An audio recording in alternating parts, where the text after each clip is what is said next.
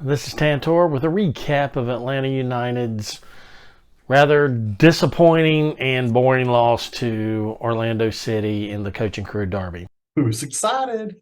Who's excited? We're going to recap the Coaching Crew Show Derby, and this year's champions go to Orlando City. The Coaching Crew Trophy comes back to the City Beautiful. 2 years without. We started this in 2020 where Orlando City took it initially. 2 years without, and now it comes back to Orlando City with their 2-1 road victory at Atlanta on what I deem a hard, bouncy turf. And I can't sit here and complain about it because we got outplayed for the 60 minutes that they actually played soccer. And then we got outplayed with the last 37 minutes of Orlando City parking the bus. And wow, Orlando City takes parking the bus to a whole new level. It's an art form with them. I thought I've seen parking the bus before, but no, Orlando City, you're up here. You set the mark. That last substitution ate over 90 seconds off the clock on one substitution. 90 seconds. And not a yellow card was given. That is ridiculous. Over a minute and a half off the clock with one substitution. It's just, all I can say is it's an art form. I want to say we packed it in, but honestly, I think we just played defense and even tried taking possession because you can't park the bus if you don't have the ball. So from the 61st minute through the end of the game, Orlando had the ball for maybe 3.5 minutes total. Maybe. Atlanta United got the first goal of the match, 21st minute. Caleb Wiley scored by just following a shot. Barry had some great defense, got a turnover on the press, got it to Chol. Chol missed the shot, but Wiley was following and put it in. And that's what you teach kids from the earliest ages. You always follow the shot and good things will happen. And it did. It did for Wiley. Then in the 22nd minute, Santos has a very bad turnover,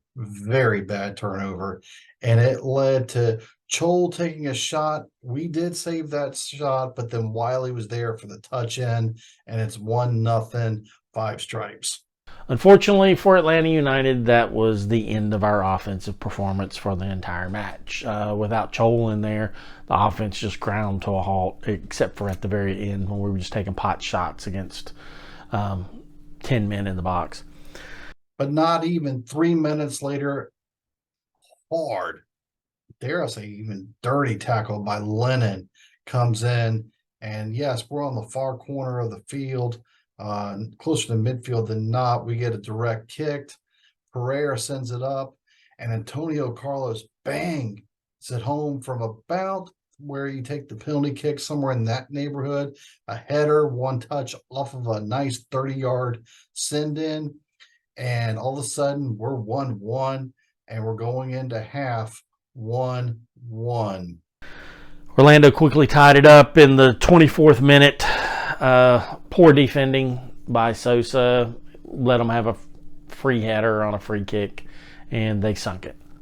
And then in the 59th minute, Orlando went ahead when McGuire, he just split the center backs. It was a good through ball. He split the center backs, beat them to the box. I wouldn't say it was 1v1 on Guzan. Long through ball by Pereira, right down Peachtree Street, and Rookie of the Year candidate, almost a friend to the show at this point, Duncan McGuire, puts it right past Brad Guzan on a beautiful through ball, and it's 2-1 Orlando. Guzan doesn't really do much in the box. If a defender makes a mistake, Guzan's not going to bail him out. Okay, that's just bottom line. He's not good in post. Matter of fact, our center backs aren't any good, and our keeper's not any good. Our midfielders aren't any good. As a result, we're not any good. Atlanta turned the ball over 6 times in their half possession, while Orlando had 4. Atlanta's felt like almost comical, where Orlando's were just oopsie turnovers, but one of Orlando's one did result immediately into a direct goal. And that's basically the sum of the parts here. It's Atlanta United's not a very good soccer team right now. And luckily for the next month, we're not going to be playing any matches that matter in the standings. We're going to be playing that Leagues Cup, and only good thing we'll likely see Messi when we play Inter Miami in the Leagues Cup. 90+7, Gallese had the save of the game from a direct kick from Almeida when we were trying to kill off the clock and kill the game out, and Almeida made about 6 or 7 tricky moves and got himself a direct kick and before the game ended.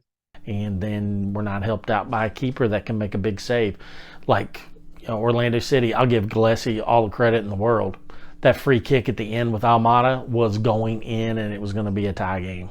Last game against New England, same deal. They've got a great keeper who bailed their defense out. Gillespie, he's a great keeper. He bails their defense out. It's now time for the break, if you will, because now on the 21st, Orlando's in the same grouping as the Houston Dynamo for the Leagues Cup tournament with the Mexican League. And we'll be on the losing end of Liga MX team. So we'll play a couple of meaningless matches in Leagues Cup, and then we'll be back at the end of August playing some other matches. And yes, Orlando City regular season win 2-1 at Orlando at Mercedes-Benz Stadium to close out what I call the front half of the year. But hopefully we'll get some more players in, and I'm not looking at Muyama as being a savior for this team. I like Alonso when he's in there. I mean, he's a step above what we have at midfield. He can control the ball. He can get it out. Second half, Alonso gets subbed in, and it felt like 30 seconds later he took a yellow. Players like Etienne are stealing minutes from better players like Wolf, and who didn't even see time in this match. And why Etienne is taking Wolf's minutes, no clue. I have no clue why that's happening. Etienne is it's a waste of time with having him out there. Orlando City now has 37 points on the season heading into the Leagues Cup tournament play. A little bit of attitude adjustment, because that needs to happen too. And maybe we can get back in this. We're not out of it yet. We're still in the playoffs, but it's a muddled, jumbled table out there, and we could easily drop from the playoffs if we lose 2 games in a row. So hopefully we don't, and we can hang it together. See what happens. Thoughts? Like, subscribe. Thanks for watching. And the Coaching Crew Derby Trophy has returned back to the city. Beautiful.